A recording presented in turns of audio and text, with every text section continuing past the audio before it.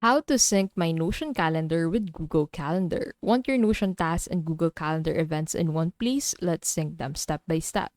So the first thing you can do is to go ahead and open up Notion into your browser and then sign into your account.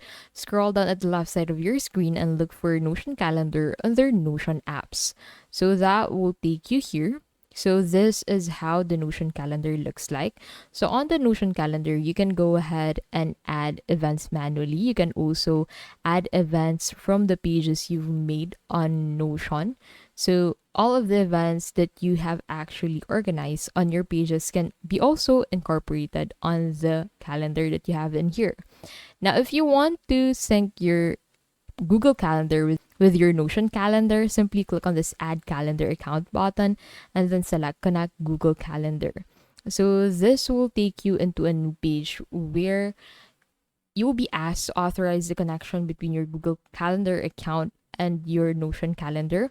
Make sure to allow all of the necessary permissions, and once it's done, you can go ahead and view the Google Calendar events that you have on your Notion calendar. And that is how to simply sync my Notion calendar with Google Calendar.